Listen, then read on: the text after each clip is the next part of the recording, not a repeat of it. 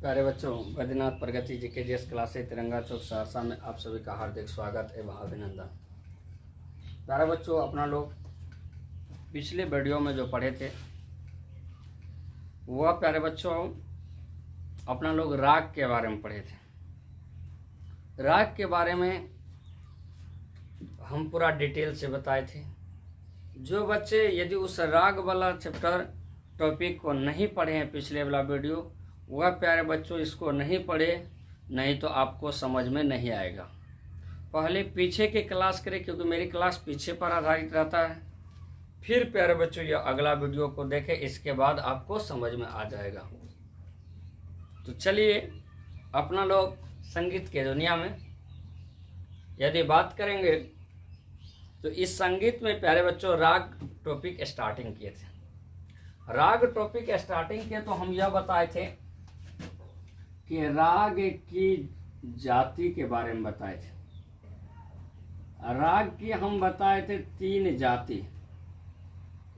एक बताए थे आपको ओडव, दूसरा हम आपको बताए थे साडव, और तीसरा हम बताए थे आपको संपूर्ण। क्या प्यारे बच्चों, पीछे तो बताए थे ओडव, साडव और संपूर्ण। तो एक चीज प्यारे बच्चों राग में हम बताए थे, इससे पिछले वीडियो में कम से कम 5, इसमें बोले थे कम से कम 5 स्वर का प्रयोग होगा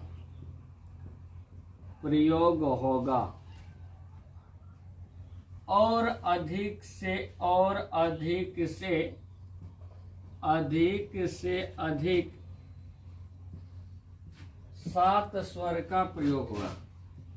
7 स्वर का प्रयोग होगा। क्या हम बताए थे ना, इस राग में जब भी होगा तो कम से कम 5 स्वर का प्रयोग होगा और अधिक से अधिक कितने स्वर का प्रयोग होगा? 7 स्वर का प्रयोग होगा। तो अब यदि कम से कम 5, अधिक से अधिक कितना हो गया? आपको 7 हो गया। एक चीज हम बताए थे आरोह और अवरोह। मतलब आरोही अवरोही हम बताए थे आप लोगों को। आरोही मतलब प्यारे बच्चों इसको हम कहते हैं बढ़ते कर्म, और बढ़ते कर्म में हम बड़ा संख्या को नहीं लेते हैं, छोटा संख्या को लेते हैं। और अवरोही मतलब हो गया प्यारे बच्चों घटते कर्म। तो घटते कर्म में हम बड़ा संख्या को लेते हैं। कौन संख्या को लेते हैं? बड़ा संख्या। और बढ़ते कर्म में हम कौन संख्या को लेते हैं? छोटा संख्या को हम लेते हैं। तो आरोह अवरोह आप बचपन में 12th क्लास में पढ़े होंगे, बचपन में 2 क्लास 3 क्लास में पढ़े होंगे, या हमने भी आरोही अवरोही पर वीडियो बनाए हैं। उस सेकेंड वीडियो पार्ट जो है म्यूजिक को, उसको पढ़ लेंगे, तब इसके बाद प्यारे बच्चों आपको क्लियर होगा। तो आरोही अवरोही पहले पढ़ ले, इसके बाद प्यारे बच्चों तो इसमें एक क्वेश्चन याद रखिएगा। इस राग में ऑब्जेक्टिव क्वेश्चन पूछेगा।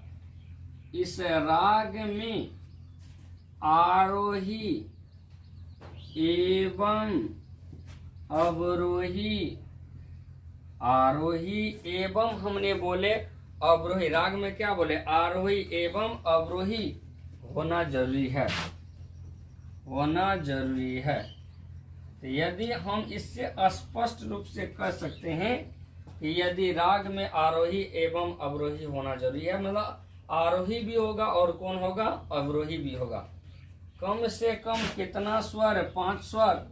और अधिक से अधिक कितना स्वर? आपको 7 स्वर। यह भी क्वेश्चन याद रखेंगे। राग में आरोही और अवरोही होना आवश्यक है। तो अब यदि हम लोग बात करेंगे, यहाँ तक तो क्लियर हो गया, ऑब्जेक्टिव भी क्लियर हो गया।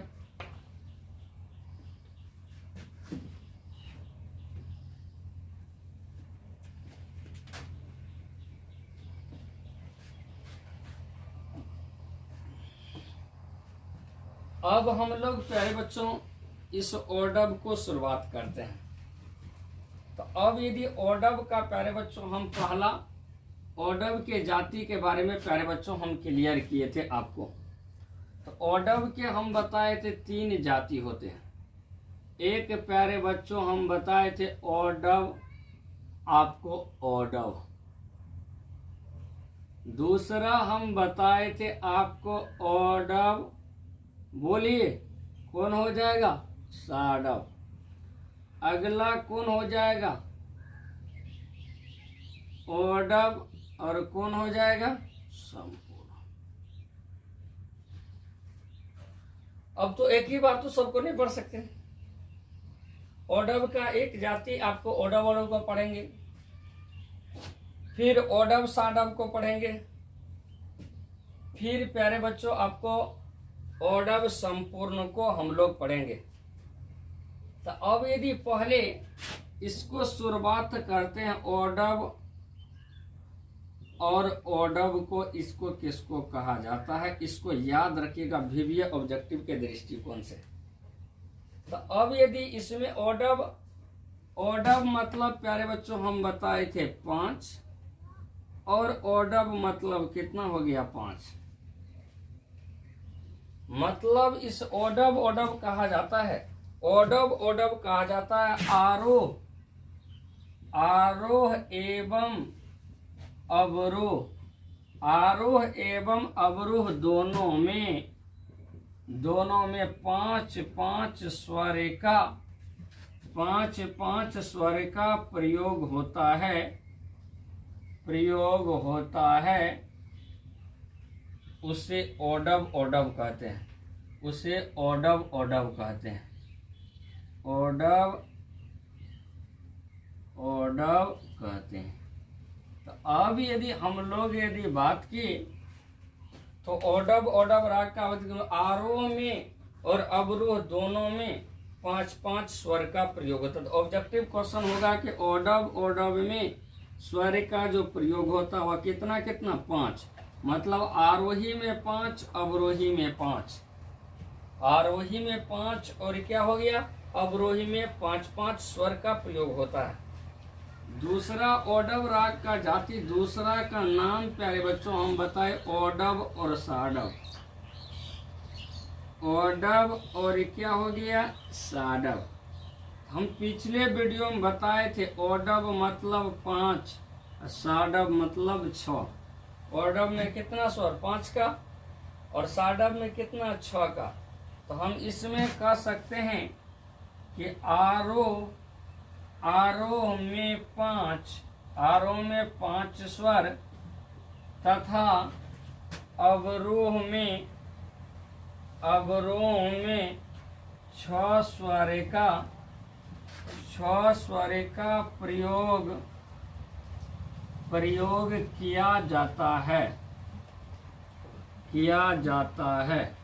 तो अब हमने बोले ओडव साडव, तो आरोह मतलब आरोही में कितना हो जाएगा? 5, और अवरोही में कितना हो जाएगा? 6 प्रयोग किया जाएगा, तो उसको कहा जाएगा ओडव साडव।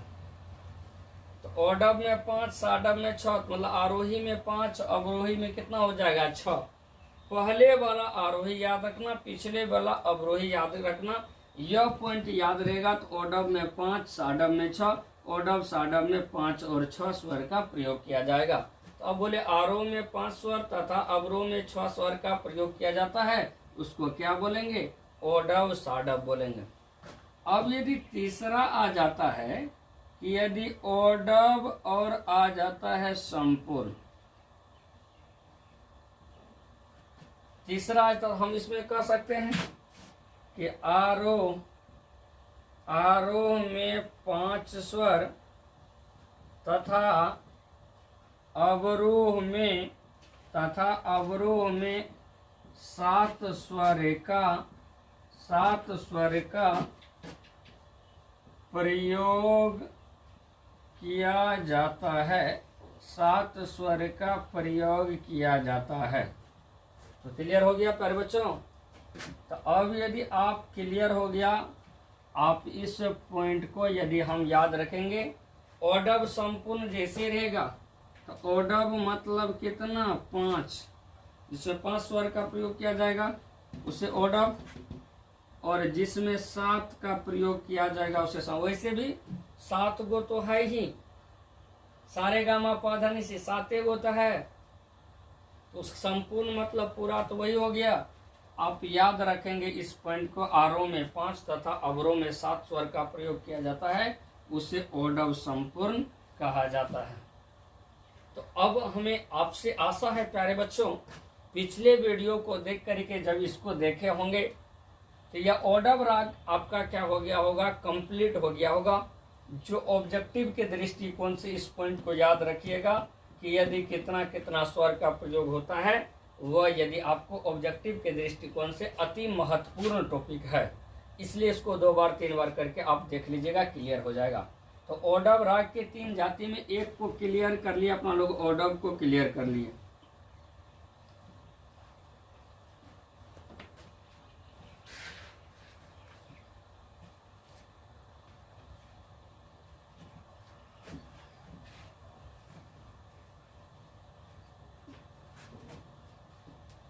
अब यदि राग के जाति का बात करेंगे तो दूसरा था प्यारे बच्चों आपको साडव। इस साडव राग की यदि बात करेंगे तो साडव के भी हम बताए थे आपको 3 पार्ट। साडव के 3 पार्ट प्यारे बच्चों बताए थे। एक हम बोले थे साडव साडव, एक बोले थे हम साडव आपको ओडव, एक बताए थे हम साडव और संपूर्ण। तो अब बात करेंगे प्यारे बच्चों पहला दूसरा राग के 3 जाति, साडव साडव, साडव ओडव, साडव संपूर्ण। तो पहले हम एक को पहला को स्टार्टिंग करते हैं कि साडव और साडव राग किसे कहा जाता है। तो अब साडव साडव का यदि बात होगा, साडव साडव की प्यारे बच्चों यदि बात होगा तो इसमें आरोह में साडव मतलब कितना 6, साडव मतलब कितना 6, इसमें आरोह में 6 स्वर तथा अवरोह में 6 स्वर का प्रयोग किया जाता है। तो अब यदि क्वेश्चन होगा साडव साडव का बात होगा, इसमें आरोह में 6 स्वर तथा अवरोह में भी 6 स्वर प्रयोग होता, उसे साडव साडव। क्वेश्चन पूछेगा साडव साडव साडव में आरोह में कितना 6, अवरोह में भी कितना हो जाएगा 6। इस क्वेश्चन को याद करेगा, साडव साडव में आरोह में कितना प्रयोग होता है या अवरोह में कितना प्रयोग होता है, आपको प्यारे बच्चों क्लियर हो गया होगा। इसको बार बार लिखिएगा, प्रैक्टिस कीजिएगा इस टॉपिक को, थोड़ा मैथमेटिकल ट्रू आ जाता है, इसलिए तभी आपके दिमाग पर रहेगा, नहीं तो दिमाग से निकल जाएगा। तो अब आ जाएगा दूसरा पॉइंट आ जाएगा, इस समझने में तो कोई दिक्कत नहीं ना। अब यदि साडव ओडव, तो अब यदि हम बात करेंगे साडव और ओडव का बात, तो साडव मतलब कितना स्वर का 6 स्वर का, और ओडव में कितना स्वर का 5 स्वर का।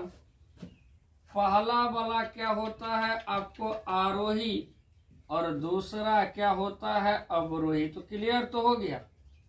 इसमें लिख सकते हैं, इसमें आरोह में 6 स्वर तथा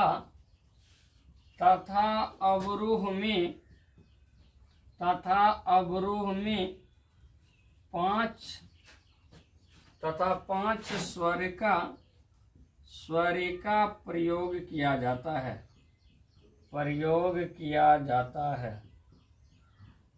तो अब यदि इस पॉइंट पर यदि ओडव साडव का बात होगा तो इसको याद रखिएगा। इसमें आरोह में कितना प्यारे बच्चों आपको 6, अवरोह में कितना हो गया 5। हम बोले थे जिसका राग वाला डिफाइन करना आरोह अवरोह में, तो अब यदि शुरू वाला को आरोह लेना और लास्ट वाला को क्या लेना, अवरोह, यही पता चल जाता है। साडव मतलब 6, ओडव मतलब 5। आरोही में 6 होगा, अवरोही में क्या होगा, 5। यहाँ क्या होगा, आरोही में 6 होगा, अवरोही में भी क्या होगा, 6 होगा। तो बस जिसको कीवर्ड याद हो गया अपने आप क्या हो जाएगा, क्लियर हो जाएगा। तो अब यदि तीसरा इसके साडव की जाति की बात करेंगे, तीसरा हो जाएगा आपको साडव और क्या हो जाएगा, आपको संपूर्ण हो जाएगा। तो अब यदि साडव और क्या हो गया, आपको संपूर्ण हो गया। तो अब यदि इसका डिफिनेशन क्या दे सकते हैं, साडव में क्या हो गया 6, संपूर्ण में क्या हो गया 7। यह पहला वाला क्या हो जाता, आरोह मतलब आरोही, यह क्या हो जाता, अवरोह मतलब क्या हो गया, अवरोही। तो अब यदि इसमें कह सकते हैं, इसमें इसको हम यहां लिखते हैं, इसमें आरोह में 6 स्वर तथा अवरोह में 7 स्वर का प्रयोग किया जाता है, प्रयोग किया जाता है। तो कहा जाएगा साडव संपूर्ण में आरोही पूछ देगा तो कितना 6, अवरोही पूछ देगा तो कितना होगा 7। इसमें आरोह में 6 स्वर तथा अवरोह में 7 स्वर का प्रयोग किया जाता है, इसे साडव संपूर्ण कहा जाता है। अब हमें आशा है प्यारे बच्चों, ओडव राग के जितने जाति था उसको हम क्लियर कर दिए। आपसे ऑब्जेक्टिव दृष्टिकोण क्वेश्चन पूछेगा, कितना आरोही कितना अवरोही किसमें प्रयोग होता है। साडव का भी प्यारे बच्चों हम क्लियर कर दिए। अब यदि तीसरा राग हम लोग पढ़ेंगे, तीसरा राग की जाति को हम लोग पढ़ेंगे, तो वह प्यारे बच्चों आपको संपूर्ण को हम लोग पढ़ेंगे।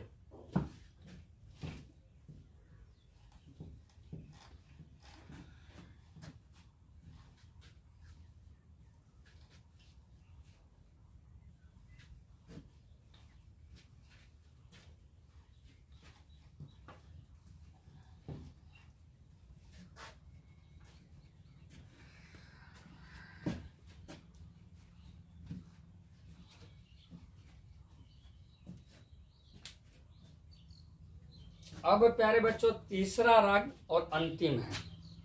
तो तीसरा राग की हम लोग यदि बात की तो उसका नाम आप लोग भली भांति जानते होंगे, यह संपूर्ण है। इस संपूर्ण राग की यदि बात करेंगे, इसका पहला कौन हो जाएगा, जो है वही है संपूर्ण, क्या हो जाएगा संपूर्ण। दूसरा क्या हो जाएगा संपूर्ण, क्या हो जाएगा आपको ओडव हो जाएगा। और तीसरा का बात करेंगे यदि यह क्या हो गया संपूर्ण साडव हो गया। तो अब एक एक करके हम लोग पढ़ते हैं। पहले इसको पढ़ते हैं। पहला नंबर क्या है संपूर्ण, संपूर्ण, संपूर्ण में बोलिए कितना 7, संपूर्ण में कितना 7। पहले वाला आरोही, आरोह मतलब आरोही, और दूसरा वाला क्या होगा अवरोही या अवरोह। तो अब हम लोग इस पॉइंट को हम संपूर्ण संपूर्ण की बात करते हैं। संपूर्ण और संपूर्ण की हम लोग क्या करते हैं आपको बात करते हैं। तो इसमें हम कह सकते हैं, इसका यहाँ तक तो क्लियर हो गया, संपूर्ण में 7, संपूर्ण में 7 होता है, तो 7 स्वर है, ये है सारे गा मा पा धा नि सा। लेकिन आर शुरू वाला बार बार बोल रहे हैं आरू, लास्ट वाला क्या बोल रहे हैं अवरू। तो संपूर्ण में यदि क्वेश्चन पूछा आरोह की संख्या 7, अवरू की संख्या भी कितना होगा 7, तो इसका डिफिनेशन दे सकते हैं। इसमें आरोह में 7 स्वर तथा अवरोह में 7 स्वर का प्रयोग किया जाता है या उपयोग किया जाता है। तो अब यदि हम बात किए संपूर्ण, इसमें आरोह में 7 स्वर तथा अवरोह में 7 स्वर का प्रयोग किया जाता है। बस ऑब्जेक्टिव क्वेश्चन, इसमें आरोह कितना है, अवरोह कितना है, यह क्वेश्चन पूछा जाएगा। यह तो क्लियर हो गया। अब हम लोग चलते हैं, दूसरा होगा, क्या होगा दूसरा, संपूर्ण ओडव। यही हम लोग ऑब्जेक्टिव क्लियर करते हैं। संपूर्ण में बोलिए कितना होगा, 7। ओडव में कितना होगा, 5। पहले वाला क्या हो जाएगा आपको, आरोह, और दूसरा वाला क्या हो जाएगा, अवरोह। अब इसका परिभाषा बनाना तो अपने आप हो जाता है ऑब्जेक्टिव। अब इसमें कहेगा, इसमें कह सकते हैं इस राग में, मतलब संपूर्ण ओडव में, इसमें आरोह में 7 स्वर तथा अवरोह में 5 स्वर, 5 स्वर का प्रयोग किया जाता है।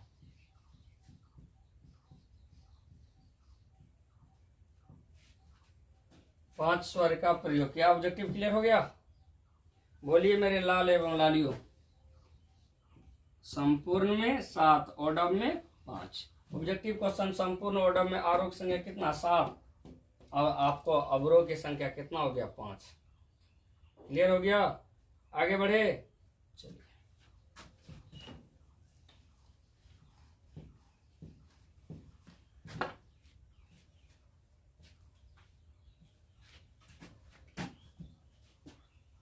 अब यदि आ जाएगा कि यदि प्यारे बच्चों हम लोग 2 को जाने, यदि तीसरा आ जाता है संपूर्ण साडव। ये संपूर्ण जाति के 3 गो जाति को पढ़ें तो संपूर्ण मतलब कितना हो गया, 7। साडव मतलब कितना हो गया, 6। पहला वाला क्या हो जाएगा, आरोही, और दूसरा वाला क्या हो जाएगा, अवरोही। तो अब आरोही हो गया, अवरोही हो गया। इसका अब तो क्या, संपूर्ण साडव में क्वेश्चन पूछेगा, आरोही की संख्या 7, अवरोही की संख्या कितना हो जाएगा, 6। संपूर्ण साडव में तो हम इसका अपने से बना सकते हैं, लिख सकते हैं, इसमें आरोही स्वर 7 तथा अवरोही स्वर 6 का प्रयोग किया